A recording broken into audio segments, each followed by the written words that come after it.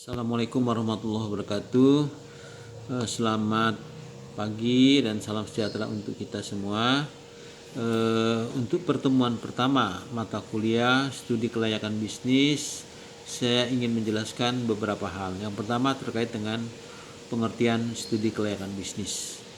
Secara sederhana bahwa studi kelayakan bisnis ini adalah merupakan penelitian atau studi yang bertujuan untuk memutuskan apakah suatu bisnis atau suatu ide bisnis itu layak untuk dilaksanakan atau tidak, ya. Ini adalah terkait dengan yang namanya studi kelayakan bisnis. Jadi kita bisa membedakan dengan yang namanya perencanaan bisnis.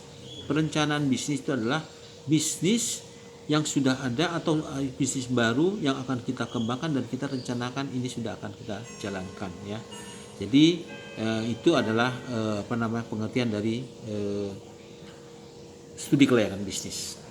Selanjutnya, secara rinci dapat dijelaskan bahwa tujuan daripada studi kelayakan bisnis yang pertama adalah bagaimana kita nantinya bisa menghindari risiko kerugian.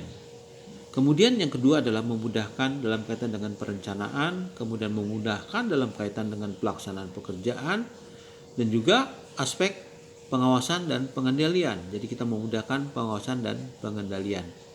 Nah, kemudian tahapan-tahapan daripada studi kelayakan bisnis. Pertama adalah mulai dari yang namanya penemuan ide.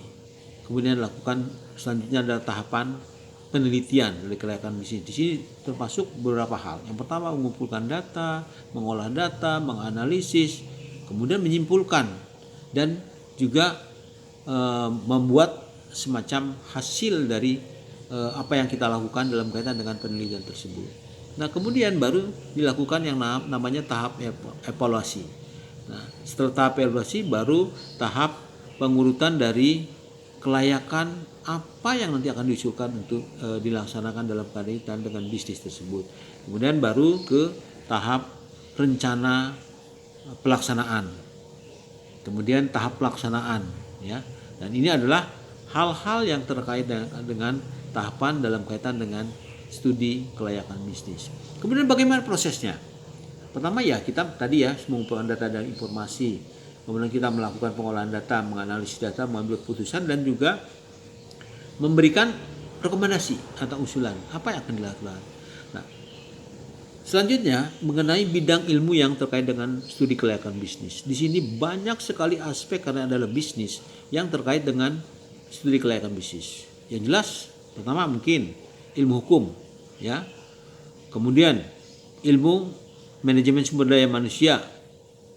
Kemudian sosiologi lingkungan. Juga metodologi penelitian dan juga statistika.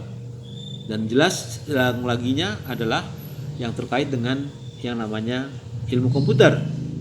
Kemudian di samping itu kita juga harus menguasai ini SKB ini terkait dengan yang namanya aspek manajemen keuangan dan akuntansi, ya. Kemudian dalam kaitan dengan operational research, ya. Kemudian juga manajemen pemasaran. Nah, pertanyaan selanjutnya yang perlu kita lakukan adalah kapan studi kelayakan bisnis ini diperlukan? Yang pertama tentunya, ya, studi kelayakan bisnis ini diperlukan pertama adalah adanya ide untuk merintis bisnis baru. Kemudian mengembangkan bisnis. Kalau kita sudah ada bisnis, kemudian kita kembangkan atau disebutnya dengan diversifikasi yang ini telah jalan dan kita ingin mendorong untuk dikembangkan lebih lanjut. Yang ketiga adalah memilih dari berbagai alternatif jenis usaha yang mungkin menguntungkan, ya. Ini adalah hal-hal yang terkait dengan tahapan kapan studi kelayakan bisnis ini dibutuhkan. Nah, kemudian kalau kita lihat ada sumber-sumber data ini banyak sekali, ya, mulai dari data BPS, publikasi ekonomi dan lain-lain. Ini adalah hal yang perlu kita ketahui tentang studi kelayakan bisnis. Demikian, terima kasih. Wabillahi taufiq wa hidayah. Wassalamualaikum warahmatullahi wabarakatuh.